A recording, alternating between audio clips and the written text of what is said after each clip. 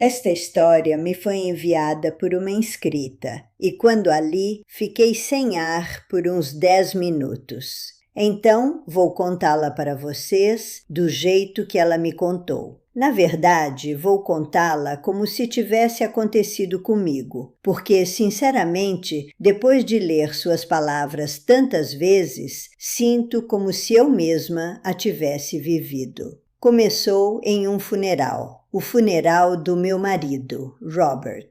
E o estranho não era o silêncio na sala. Não eram as flores, nem a madeira polida, nem as pessoas sussurrando atrás de mim. O estranho foi o que meu neto de 11 anos fez. Lucas se aproximou de mim enquanto eu estava ao lado do caixão e, sem me olhar, deslizou um pedaço de papel dobrado para minha mão. Ele sussurrou algo tão baixo que quase não ouvi. O vovô me disse para te dar isto, se ele não acordasse. Minhas mãos já tremiam antes de eu abrir o papel, e quando li a primeira linha, meu corpo inteiro gelou. Dizia: vovó, não confie no papai. Preste atenção a esse detalhe, porque ele vai ser importante mais tarde. Dobrei o bilhete rapidamente e o enfiei no fundo da minha bolsa antes que alguém pudesse ver. Meus dedos tremiam enquanto eu fechava o fecho. E então ouvi a voz de Daniel atrás de mim. Mãe, você deveria se sentar. Virei-me lentamente. Meu filho estava lá, em um terno escuro perfeitamente passado, sua expressão entre o luto e o controle. Daniel sempre foi bom em parecer composto. Mesmo quando criança, ele conseguia ligar e desligar suas emoções como um interruptor.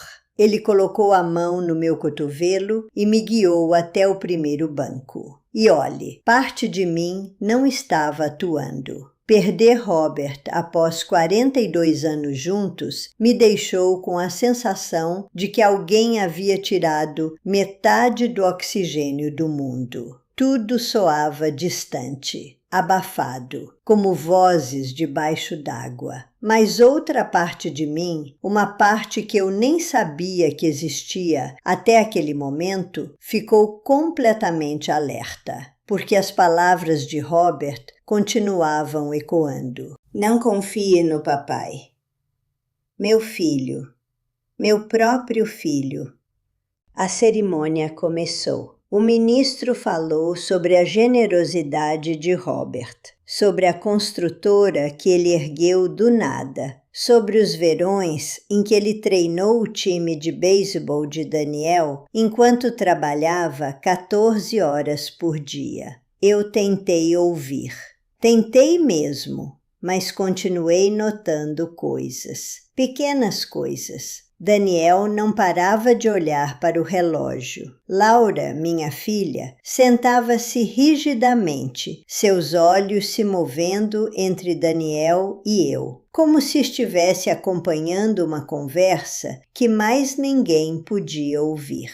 Ethan, o marido de Laura, sentava-se de braços cruzados, com a mandíbula cerrada. A cada poucos minutos, os três trocavam olhares rápidos. Não olhares tristes, nervosos. E toda vez que eu me mexia no banco ou abria a bolsa para pegar um lenço, os olhos de Daniel se fixavam imediatamente em minhas mãos. Como se ele estivesse esperando por algo. Como se tivesse medo do que eu poderia tirar de lá. Eu não sabia na época, mas o que Robert havia descoberto antes de morrer era grande o suficiente para destruir nossa família.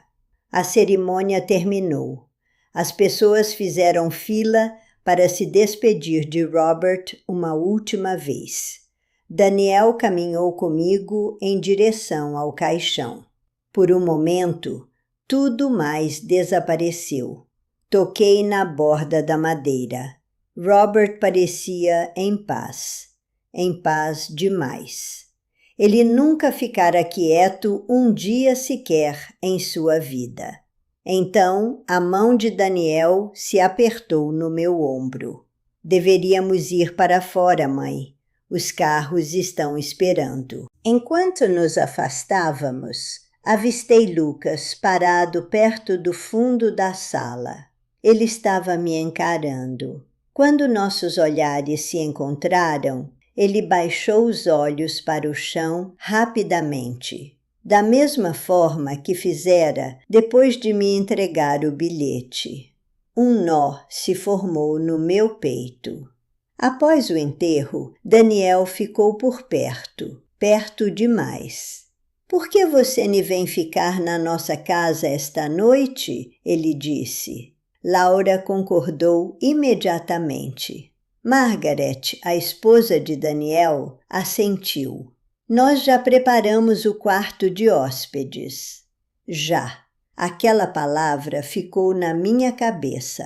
Eu não tinha dito a ninguém onde planejava dormir. "Acho que prefiro estar na minha própria cama", eu disse cuidadosamente. Daniel franziu a testa. "Não é seguro, mãe." "Não é seguro." "Por que minha própria casa não seria segura?" Ele hesitou, depois disse: "Por razões emocionais." Laura riu suavemente, amenizando a situação. "Ele só quer dizer que você se sentirá solitária." Então Laura se inclinou e me perguntou algo estranho. "Você ainda tem as chaves do escritório do papai?" Eu pisquei. "Sim." "Bom," ela disse, a mesma palavra que usara antes. E então ela olhou na direção de Daniel antes de se afastar. "A questão é a seguinte: se eu não tivesse lido aquele bilhete, teria ido com eles. Teria sorrido e deixado meu filho cuidar de tudo. Teria assinado o que quer que ele colocasse na minha frente. E teria perdido tudo o que Robert passou a vida construindo. Mas eu havia lido o bilhete. E o bilhete dizia mais uma coisa que ainda não lhes contei. Dizia para ligar para Arthur Bennett, o advogado de Robert, seu amigo mais antigo. No cemitério, enquanto todos estavam distraídos, pedi emprestado o telefone de um vizinho e fiz a ligação. Arthur atendeu no terceiro toque. Quando eu disse quem eu era, sua voz mudou instantaneamente. "Christine, você está bem?" Ele já sabia. Robert lhe contara algo. Algo sério. Arthur disse que Robert fora vê-lo 3 dias antes de morrer. Robert estava preocupado, profundamente preocupado. Ele acreditava que alguém estava tentando apressá-lo para assinar certos documentos. E então Arthur disse algo que fez meu sangue gelar. Seu marido me disse que se algo acontecesse com ele de repente, você poderia estar em perigo de ser pressionada. Pressionada a assinar coisas que eu não entendia. E então ele disse: "Faça o que fizer, não vá para casa com Daniel." O mesmo aviso exato do bilhete. Fui à recepção, agi normalmente, sorri. Abracei as pessoas, agradeci por suas palavras gentis. E o tempo todo, Daniel, Laura e Ethan circulavam ao meu redor, como uma rede em câmera lenta. Então Daniel fez sua jogada. "Há algo sobre o qual precisamos conversar", disse ele. "Apenas algumas coisinhas sobre os negócios do papai."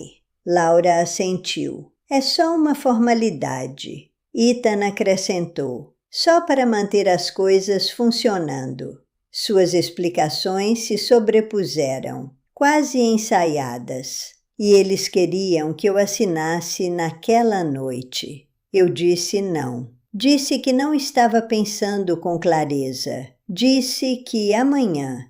A mandíbula de Daniel se contraiu. Amanhã pode ser tarde demais. Essas palavras escaparam antes que ele pudesse detê-las. E o silêncio que se seguiu me disse tudo o que eu precisava saber. Naquela noite, encontrei Arthur em uma pequena lanchonete que Robert costumava frequentar. Marlowe's Diner. O tipo de lugar por onde você passa sem notar. Arthur já estava esperando. Ele tinha uma maleta, e dentro daquela maleta estava a verdade. Você não está pronto para o que vem a seguir. Arthur me mostrou um documento chamado Acordo de Transferência de Autoridade de Emergência. Parecia uma papelada temporária para manter a empresa funcionando.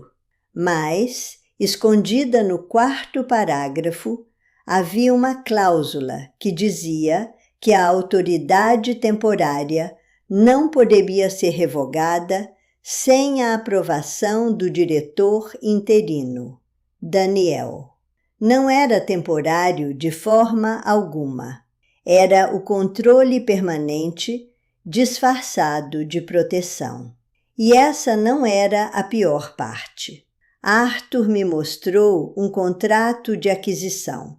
Uma empresa de private equity chamada Horizon Equity Group estava pronta para comprar a empresa de Robert por 280 milhões de dólares.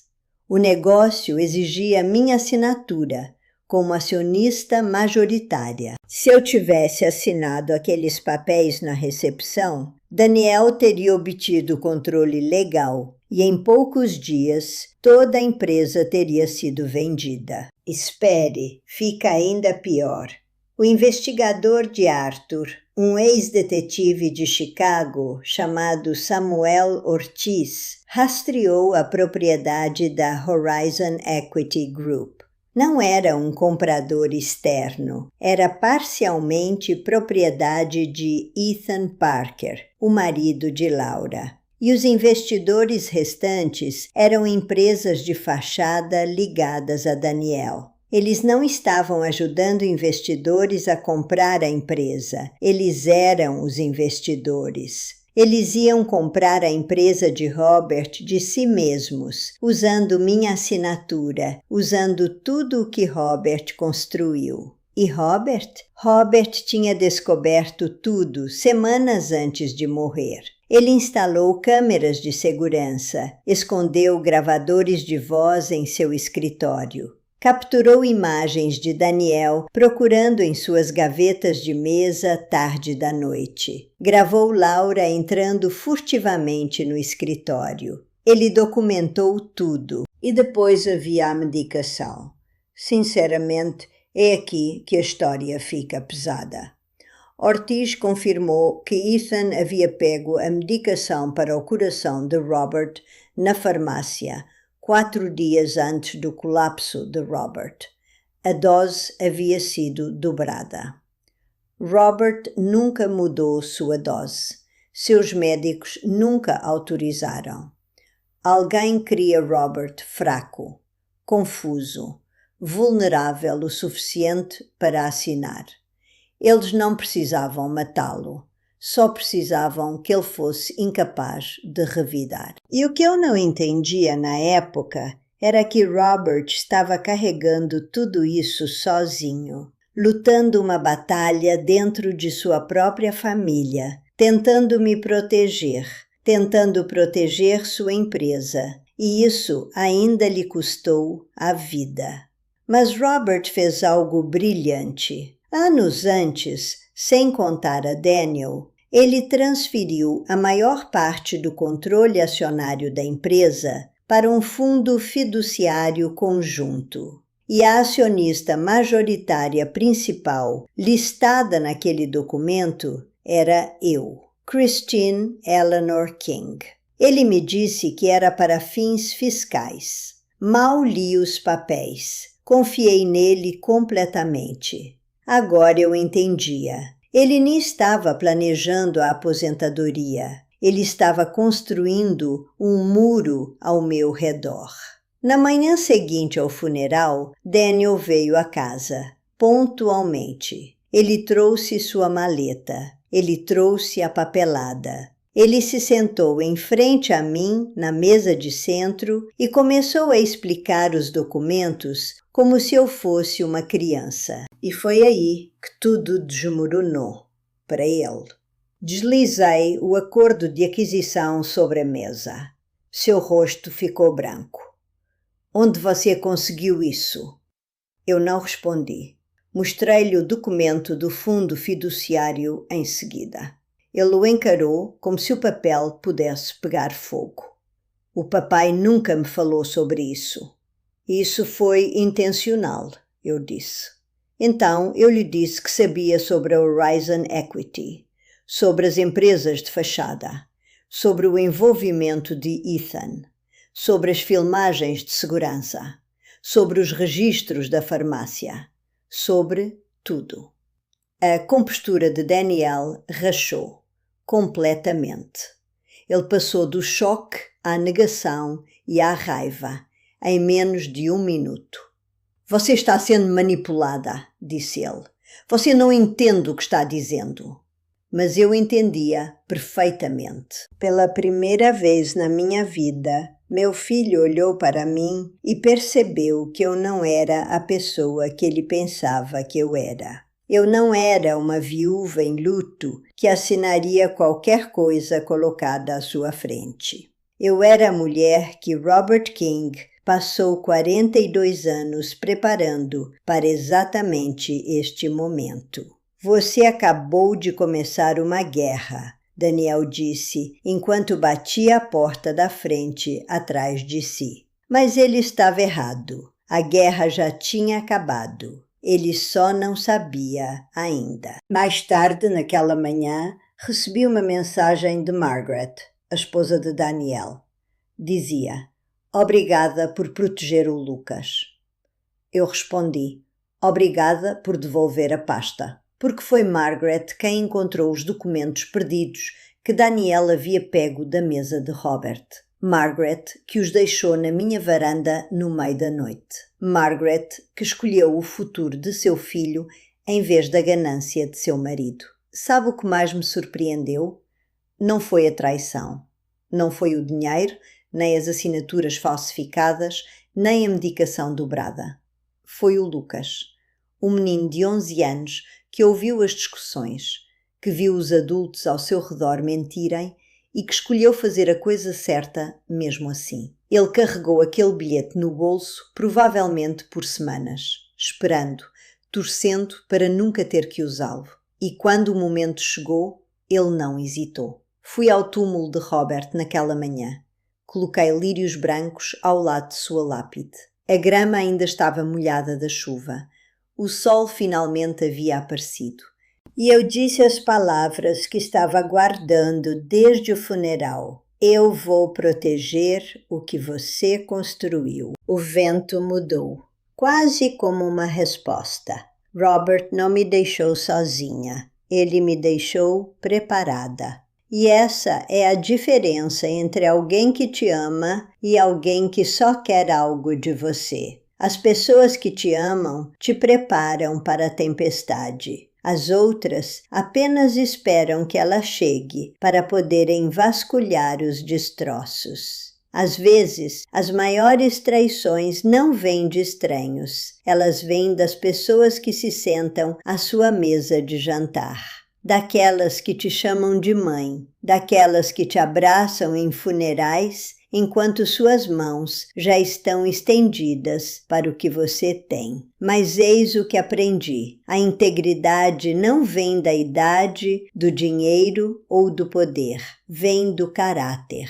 E às vezes, a pessoa com mais caráter na sala é a menor de todas. Se esta história tocou você de alguma forma, deixa um like, Sério, isso me ajuda mais do que você imagina a continuar trazendo essas histórias para vocês toda semana. E me diga nos comentários, você teria confiado naquele bilhete? Porque eu quase não confiei. E isso quase me custou tudo. Se você já enfrentou uma traição de alguém que amava, de alguém que nunca esperava, quero saber. Eu leio cada comentário. Diga-me de onde você está assistindo e que horas são aí agora. E se você ainda não se inscreveu, faça isso, porque na próxima semana tem uma nova história. E, sinceramente, algumas delas são ainda mais pesadas que esta.